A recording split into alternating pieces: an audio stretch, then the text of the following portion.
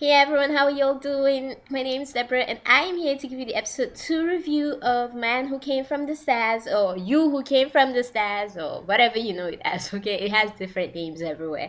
But anyway, let me give you a brief summary of what happened and then I'll go to my favorite scenes and my least favorite scenes. Alright, basically what happened this week was we kind of got a look into why Kim Soo-hyun was no longer helping people because in the past it hurt someone. E.g., now when he came to Earth with his people, with the aliens, and they came because that's what we saw. He came to Earth with aliens, and they were performing a research in the jungle, kinda, because they were picking up leaves and packing it up to go back to their planet. And then next we see Kim Soo-hyun in his handbook, and he stopped time, and he noticed that there was this guy that was cheating another person in this ball and cup game, and so he decided to help him out. But then his helping him out didn't really help the guy out because he became so addicted to the game that it caused so much problems for his family, and he brought his daughter willing to sell her just for him to play that game. And as a form of collateral, he sold her in form of money because he had no more money. So Kim Soo-hyun felt bad because this was someone he helped, and he helped him with a good heart, not for him to turn so bad and for everything to go so wrong. So after that experience, he felt it was no use helping anyone again. He shouldn't help again. And he also told us about his relationship with Jung Ji-hyun right now, like Sung-gi. He told us his relationship with her in the past, on how one night she was sleeping in her house and she was kidnapped and she ran away, luckily for her, and the guy that kidnapped her tried to kill her, but he saved her. And when he saved her, he gave her this artifact, this Korean great artifact. I think it's like a hairpin. And so we stopped there though for the relationship of how they know each other. And she told him, oh wait, aren't you the guy that I saw before, like the guy that saved me when I was in trouble, etc, etc. So we saw a sneak peek into the past and why he's not helping people. So I'm still kind of interested to see what went on with the 15-year-old girl that he met that resembles the present Jung Ji-hyun. I want to know what went wrong, how she died, what exactly happened. But that's something we'll find out as the episodes progress. Next, we also saw how Min Joon's friend was trying to find Sung-gi for him right now, and that's Lawyer Kang was trying to find Sung-gi for him, and he was telling Lawyer Kang, oh, you don't need to do that because I believe that if we're meant to meet within the 3 months that I am here, then we are gonna meet, okay? And it moves from there to when Sung-gi was with her manager, and her manager was trying to convince her to take this reality show, A Day in Her Life, that's gonna basically showcase how she lives her life. And if she doesn't take it, there's another actress called Yura that's willing to take it. And so she decided she was gonna take it just because she felt, oh no, Yura is not gonna be good enough. It's gonna suck if Yura takes it, so I'm gonna take it. And then Yura heard about how she took it, and Yura was mad and stating how she wasn't gonna take it, so what changed? And she saw excuse me, she saw Sungji's best friend Sammy, and so she asked Sammy, like, Sammy, what's going on? Why did she take it? And then Sammy replied, oh, well, you see, Sungji is this type of person that if she hears that you're gonna take something like that, like, yeah, she's gonna take it just because she heard that you wanted it or you were being considered. So she was just gonna take it just because you were supposed to take it if she doesn't take it. And that kind of made Yura even more mad and like pissed off at Sunggi. So moving on from there, we see Sunggi's documentary going on, and she was riding a bike, or should I say pushing a bike, because she wasn't actually riding it. And I'm like, that's hilarious, that means she doesn't know how to ride no bike. But yeah, she was pushing the bike and going to class, and they would like asking her questions, and she made a mistake, a cute mistake, confusing propofol with propofol. And for those of you who are into the K-pop world or K-drama world and news, you know about the whole propofol abuse thing, in which some actresses were arrested for that. And so she made that mistake, which could have put her in a huge jeopardy, but finally we realized it was a mistake. She wasn't actually taking propofol, and so that was settled right there. And then she went to class, and when she went to class, she had to submit this paper. Remember the paper I told you about in episode 1? And she submitted it, but unfortunately for her, she had cheated because she copied things. Actually, she didn't even do it. It was her manager that did it, and he copied things from 1950s and 1960s, thinking the teacher would never get to know. But immediately, immediately Kim Soo-hyun saw the paper. He knew immediately, like, dude, this was all stolen because he's a 400-year-old alien, for crying out loud. Of course he knows. So he listed out where she copied from and the time in front of the whole class and in front of reporters. And so she was disgraced, and they were all making fun of her, and the internet started buzzing about her, and she just wanted to be alone in the class. So when Kim Soo-hyun saw what was going on, he felt bad about what he did, and he basically sought a little bit of revenge in making one of her classmates' phone fall on the ground as she was about to upload the video of what happened in the class on the internet. So he kind of helped her out. So we saw a good side to him. Next, we see him and Lawyer Kang playing a Korean game with some elderly people, because you know he likes hanging out with the elderly. So he was hanging out with them, and this guy saw that he resembled someone that he met a few years back, like one of the old men, but he looked the same, and he wasn't old. So he was wondering what was going on, and he told him, oh, I'm his grandchild, and my friend Lawyer Kang is actually my father. So yeah, that was how they got out of that. But the guy kept on lying on how he won his father every time in the game, which was obviously a lie, because Kim Soo-hyun is the guy, and Kim Soo-hyun knows he's lying, and Kim Soo-hyun was kind of a little bit mad that he was lying. So we see that he has strong morals, because he was affected by the guy lying and insisting that he was right when we all knew that he was so wrong. It wasn't even funny. It ain't even funny. You're so wrong, dude. But yeah, I could totally relate with him on how that could happen. And then next we see how Sung-yi came back home because she was all drunk after the whole situation that happened, and so she had to like stay. She went to the wrong house, and that was Kim Soo-hyun's house, and she had to stay in his house until her friend called, and the friend is the one who asked her to marry him.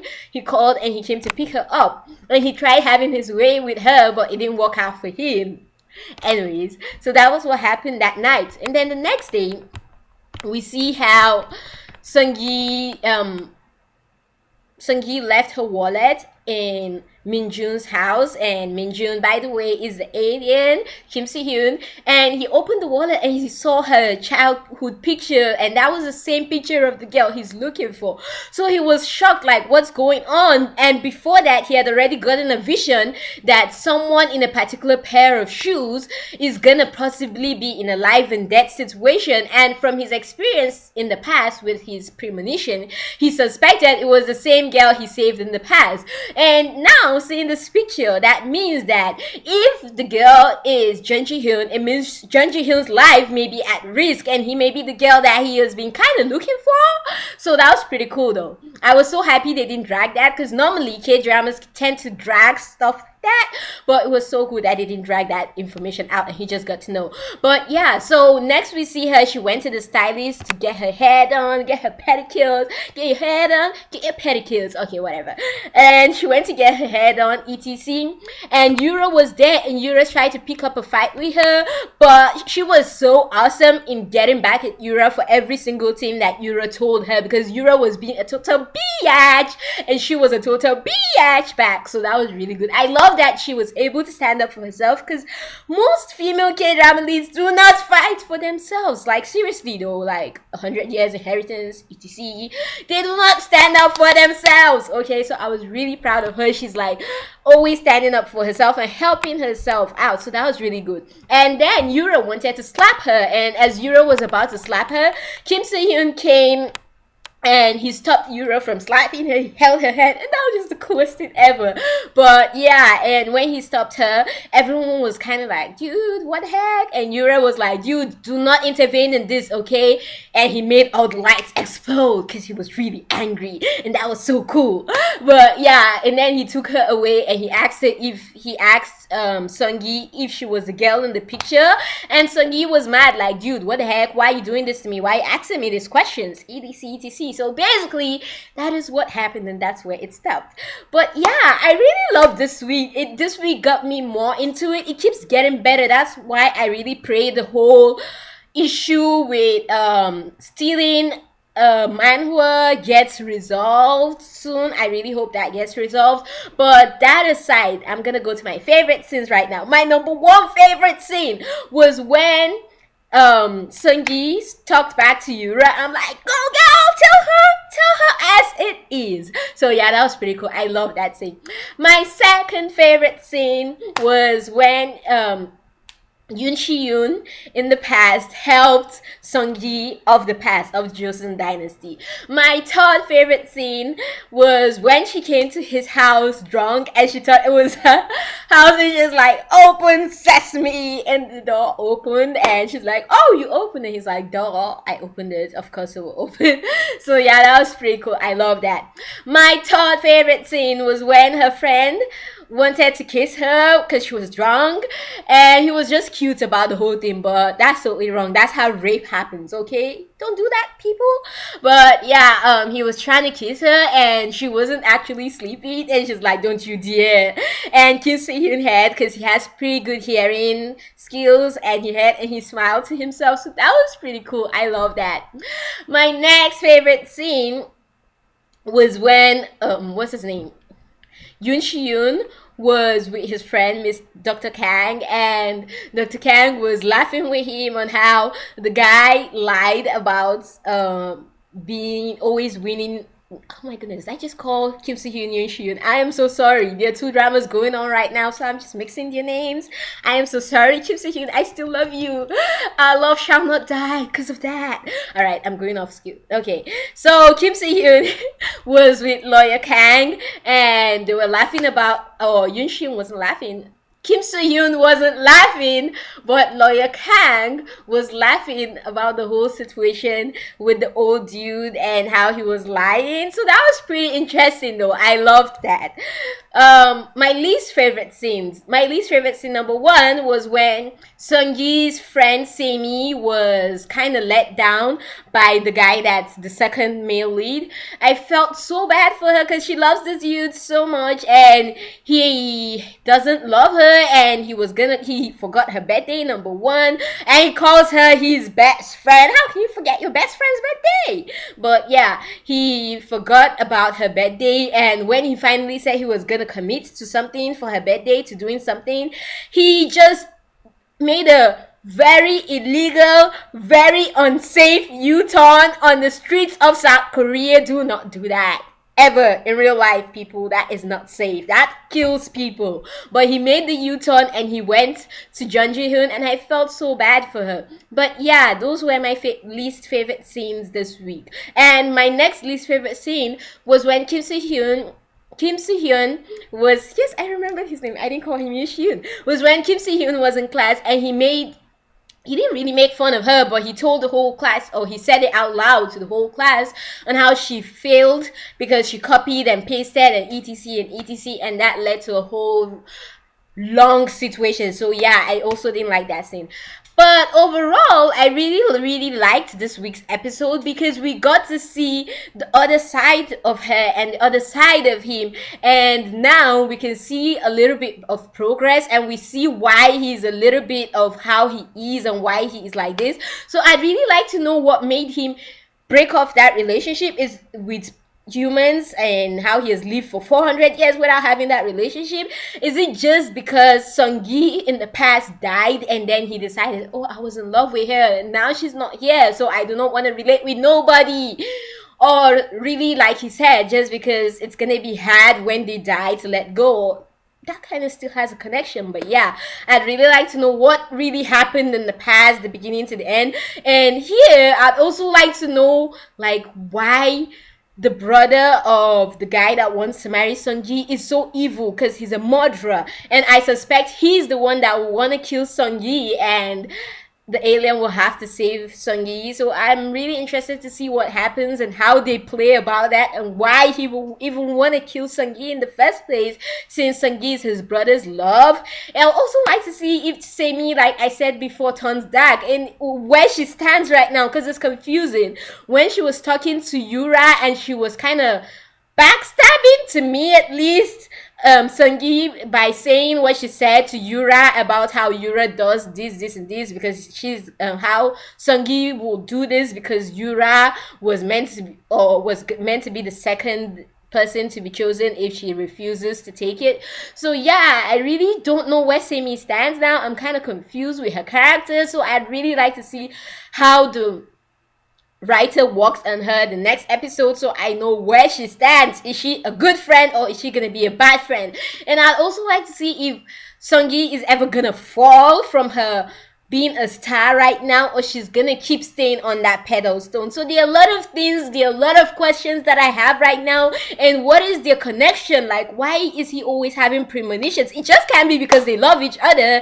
There has to be something else. Was she an alien in her past life or something? Like, what is it? What is connecting them? Why are they so connected? I'd really like to know. I have so many questions. It ain't even funny. But so far, it's a really, really good drama. If you haven't watched it, you should definitely go watch it. Give it a try, okay? I think you'll love it. If you love Kim Soo-hyun, you will love it, okay? And Jung Ji-hyun just adds spice to everything. She's awesome. And it also makes you wonder, is this how Korean stars really are? They pretend like to go to school and like they're humble and they're nice, but outside they ain't, okay? So it makes you ask yourself these questions. I'm not saying they're like that. I'm just saying it makes you ask these questions. Is this all a pretense for TV? etc, etc. So I really, really like it. I like seeing this perspective. It's different. It's really different. So I really like it. What did you think about it this week? If you watched it, if you haven't watched it on Viki, Drama Fever, good drama, there's so many sites to watch it. From me to y'all, you know I love you. Don't forget to leave your comments down below and tell me what you thought of it this week. Don't forget to subscribe for more reviews from me. And from me to y'all, have nothing but love for y'all. Y'all know that already. Alright, peace.